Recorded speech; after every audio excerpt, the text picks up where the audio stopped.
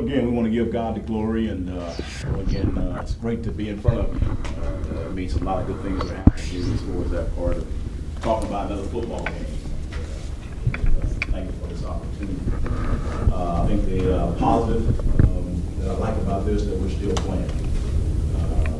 That's the positive thing. I can go into a whole lot of the details, but the bottom line is we're still playing football as for this week.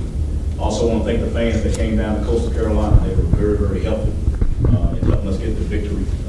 Great support all year long, obviously at home games, but also at away games. We've got great support for all of our fans and being able to show up for us. And I anticipate them to come on out for this week here at 4 o'clock here Saturday there at James Madison University. And we need your support. And then again, it's an epic opportunity here for us as far as being in our first playoff game. And we encourage you to come on out and support us.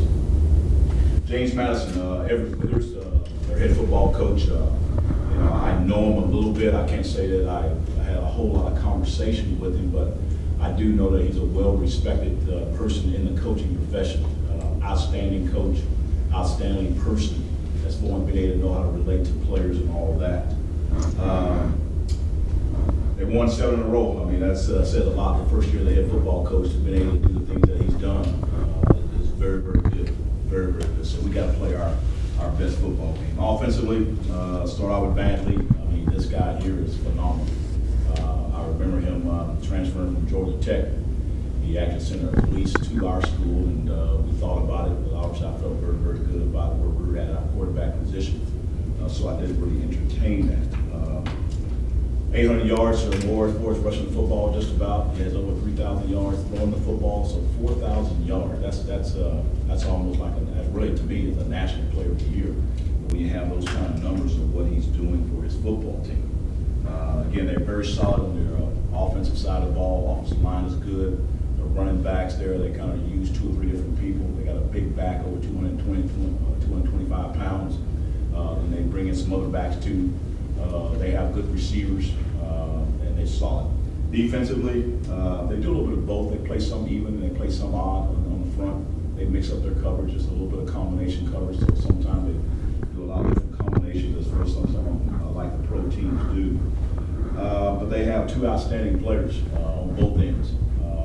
They got one guy, they got 20 tackles for losses, they got 11 sacks. They got another guy, got about 8 sacks, and he's got double digits, 10 or 12 TFLs, tackles for losses. I think Sage Harold and Brandon Lee, both of those young men, they're very, very good football players. And so they've caused a lot of havoc. As I watch the tape, they're in the backfield a lot, whether they're on run plays, whether they're on pass plays. They do some great things in the defense. I think they've come along overall in the defense in the last 3 or 4 ball games as a unit. I've seen their secondary has really come on strong, and then everybody seems like they've been in the right place a little bit more often than they have been in the past early in the year. So again, first-year coaches, they have to players have to acclimate to what they're trying to get done, and I've seen them improve as a defensive unit. Special team, they're solid. They do a good job of the return game. They do a good job with their coverages and punt and kickoff team. Injury report, Woodrum is probable. We got Dante Shells, he's probable as far as them playing in the ball game. The keys to the game, we must play well early. We must play well early on all sides of the ball, special teams, even the opening kickoff, whether we're kicking off or whether we got a kickoff return, we must be ready to play early there. We must win the turnover margin. We cannot give them an extra possession. Again, they're already a very good explosive offensive unit, and we cannot give them extra possessions with the turnovers. We must tackle well. We must tackle well with the receivers. We must tackle well with their running back. We must tackle well with their tight ends. We must tackle well with the quarterback as an obvious. Again, he does a lot of fantastic things. I've seen him go start one way, go the other way, and make people miss. I've seen him run over people. So we got our hands full. Then I want less than 65 snaps. If we can hold them to under 65 snaps, now that's a combination of both sides of the ball. Offensively, we got to control the ball to keep them off the field, and we got to score touchdowns when we do have the ball because they're going to score some points. We ain't going to shut them out. And then on the other side, on defense, we got to get off the field on 3rd down. When we have the opportunity on 3rd down, we got to get off the field. We cannot continue to allow them to have as many 3rds down. I think they're right about 41% on converting on 3rd down conversion. So the combination of getting 65 snaps as part of the offense it's also part of the defense doing their jobs of what they need to do. So therefore, we don't give them any extra possessions as they have as far as that goes. So that's kind of what I have on James Madison. It should be a great football game. We're excited to go play. Our players are ready to play. Coach Adam Ward, Channel 7. You've been to Lincoln, Nebraska. You've been to Austin, Texas, Norman, Oklahoma. Big time atmospheres. Has that helped you this week preparing your coaching staff and your players because you've had those experiences? Well, a little bit. I can explain some certain things, but everybody has to experience it. I can kind of put a picture in their minds and show some things that what's probably going to occur. Obviously, James Madison is going to have a good, solid crowd there and all that, and how to play in the playoff games, how you do your mindset. But again, we're not going to do a whole lot of things different. You want to put much more in their minds than what you need to. So we'll talk about the specific and then go play football. After you beat the number one team in the country, I mean, do you feel like your team has all the confidence that it needs to go win pretty much anywhere at this point? Yeah, I feel good about where our team's morale. I feel good about their confidence. I feel that they're very good about what we're doing offensively, defensively, special teams. I think they feel good about our coaching staff. I think they've shown that year after year. I think they've shown it. Obviously, this year has been tremendous. We've been a lot of ups and downs. We've had a lot of good things occur. We've had some not so good things occur.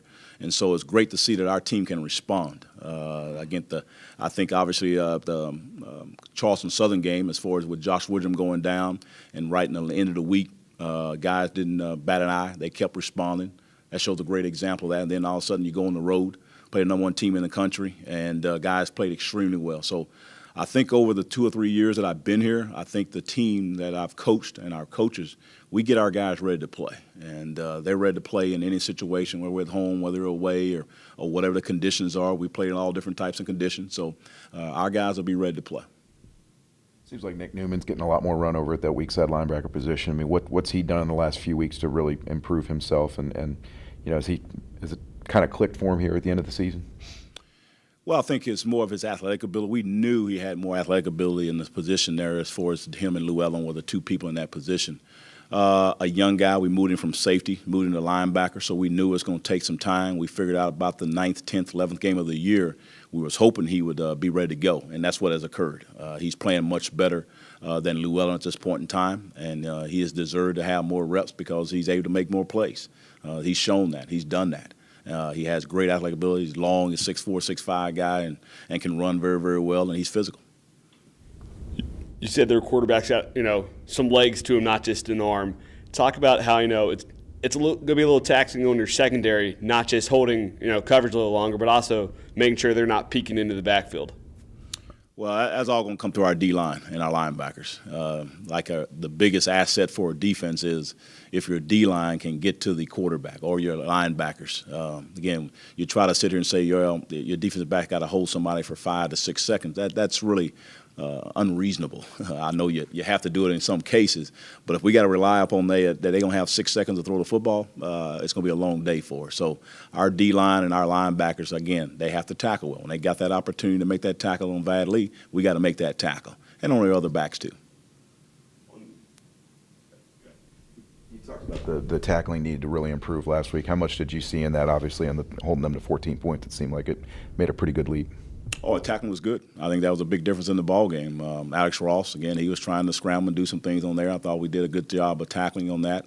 They didn't really have any explosive plays from missed tackles. I'm not going to say we didn't miss any tackles, but it was under control. And that's what we have to have in this football game here, to making sure that we tackle very, very well.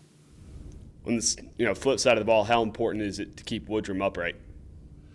Oh, well, that's always a goal, no matter what's going on as far as that goes, whether he's dropping back, whether we roll him out, whether we run our option game or whatever we do with him. Again, we're gonna run our offense. We're not going to hold back anything on. Again, this game here is important as anything, and we feel good about where we're at and where we're going. Our offensive line has done a great job. I think we're only giving up 11 or 12 sacks in the season.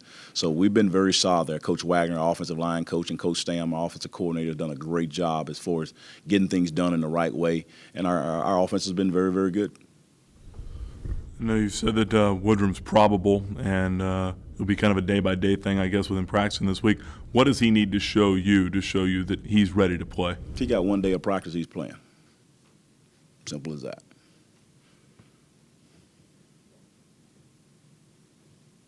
You know, this is kind of like an odd week, no class for the students, coming off a huge momentum. Have you done anything specific to keep the guys engaged, to keep that momentum going? Oh, they got a lot more free time. Is coming up here watching videotape, watching their opponent, studying their opponent, and we got them all the kind of tests that they're writing down and giving back to us, and continue to be around here and continue to do things as far as football-wise. So, and relax. Again, not to say they got to be here 24/7 watching football. That's not good either. So they've been over here and we've been more relaxed and doing the things that getting themselves prepared to play their best football game. What goes into the decision for a punt returner on whether or not to field the ball, what to do on that? I know that teams have been using that kind of line drive rugby punt against you to really force that decision. Well, it's a great technique that they have as far as to do that, because it's two things. One is you got people down there blocking, the punt return team blocking people, so it could hit one of them.